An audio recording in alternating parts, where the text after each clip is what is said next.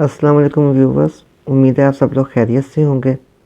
आज हम बात करेंगे एक बहुत ही जो है ना पहले तो डिज़ीज़ कम पाई जाती थी, लेकिन अब इसके जो पेशेंट्स हैं उनमें जो है ना दिन ब दिन इजाफा होता जा रहा है और बहुत ही ख़तरनाक डिज़ीज़ है। अचानक जो है इसका अटैक होता है और पेशेंट जो है वो अचानक जो है ना काफ़ी कॉन्शियसनेस हो जाता है। उसको बहुत ही अजीब अनवॉलेंट्री जो है ना मूवमेंट शुरू हो जाती हैं। वीडियो में आगे बढ़ने से पहले आप लोगों से गुजारिश है कि अगर अभी तक आपने मेरा चैनल को सब्सक्राइब नहीं किया तो चैनल को सब्सक्राइब कर लें और बेल आइकन को प्रेस कर लें, ताकि नई आने वाली वीडियोस भी जो है ना आप लोगों को मिलती रहें।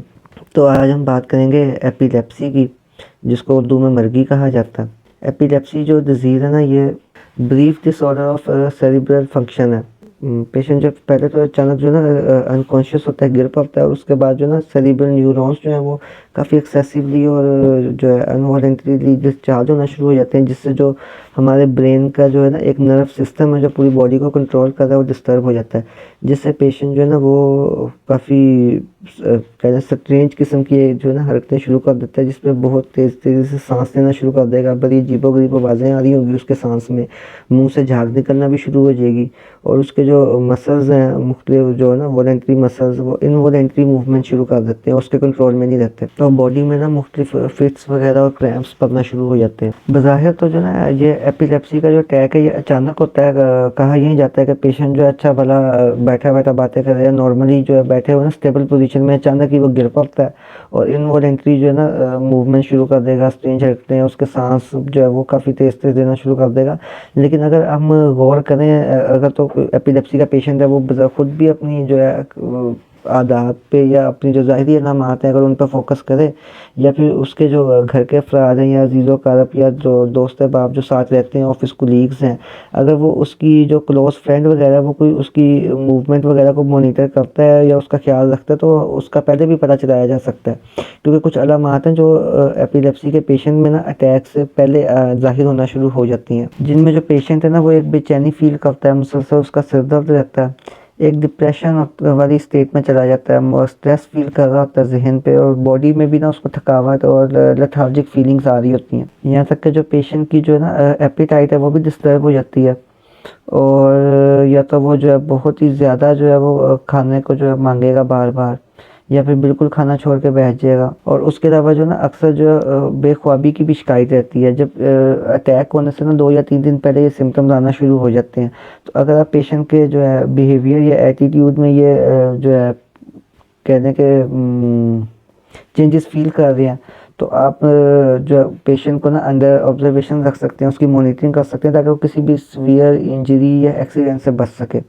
उसके पास कोई ना कोई आदमी मौजूद होना चाहिए जो उसको अटैक के सडन अटैक की सूरत में जो है वो फर्स्ट एड दे सके। एपिलेप्सी का जो पेशेंट है ना, अगर इसमें हम सिम्प्टोमेटिक मेडिसिन यूज़ करें तो उसका बहुत बेहतरीन रिजल्ट्स मिलते हैं और बहुत जल्दी जो है वो पेशेंट रिकवर करता है।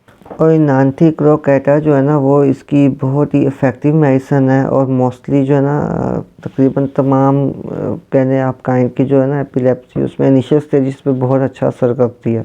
इसको मदर टिंचर में यूज़ करना चाहिए और 2 to 3 ड्रॉप्स जो है ना जो है ड्यूरिंग आप कह सकते हैं कि अगर तो ड्यूरिंग अटैक जो है ना इसको डायरेक्ट ज़ुबान पे जो है वो ड्रॉपिंग करनी चाहिए पेशेंट की। और आम रूटीन में जो है ना इसके दिन में 3 से 4 मरतबा जो है ना 3 ड्रॉप्स जो है वो अगर मदर टिंचर के लिए जाएँ तो बहुत ही अच्छा रिजल्ट्स हैं। जबकि आर्टिमेजिया जो है मदर टिंचर वो भी बहुत इफेक्टिव है। उसके अलावा अकॉर्डिंग टू सिम्टम्स जो है ना इग्नेशिया जो है वो, कप्रम मेटेलिकम, सिलीशिया और कल्केरिया कार्ब, इनके भी अच्छे रिजल्ट्स हैं। जबकि बूफो लेकेसिस, अर्जेंटम नाइट्रिकम, सीपिया, वो भी अकॉर्डिंग टू जो है ना सिम्टम्स जो है बहुत ही इफेक्टिव और अच्छे रिजल्ट्स देती है। जबकि सल्फर है, टेरेंट्यूला हिस्पैना है, साइकोटा है जो है उसके भी अच्छे रिजल्ट्स हैं। लेकिन एक चीज़ की इसमें याद करनी चाहिए कि क्योंकि ये जो एपिलेप्सी क्योंकि एक मेंटल डिजीज़ है, तो इसमें कोई ये मेडिसिन जो है ना कि इनमें से यूज़ करवाने से पहले जो है ना पेशेंट की एक डिटेल हिस्ट्री ले लेनी चाहिए, उसके माइंड सिम्टम्स को लाजमी फोकस करना चाहिए। बहुत हेल्पफुल रहते हैं इन सिलेक्शन ऑफ रेमेडी,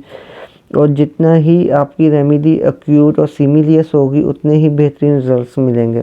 तो अपने जो ना राय से ज़रूर आगाह करिएगा कि आपको आज की वीडियो कैसी लगी, और अगर कोई सवाल हो तो आप कमेंट्स में सवाल कर सकते हैं।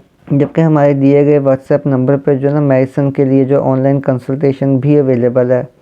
पेशेंट की जो है डिटेल्ड हिस्ट्री ली जाती है और उसके बाद जो है ना अकॉर्डिंग टू सिम्टम्स जो है उसको मेडिसिन जो है ज़रिए कोरियर भी भिजवाई जा सकती है। जबकि क्लिनिक पे विज़िट करने के लिए भी जो है ना आप व्हाट्सएप नंबर पर जो कांटेक्ट कर सकते हैं। अगर वीडियो अच्छी लगे तो उसको ज़रूर लाइक करें, शेयर करें और नेक्स्ट वीडियो तक के लिए इजाज़त दीजिए। अल्लाह हाफ़िज़।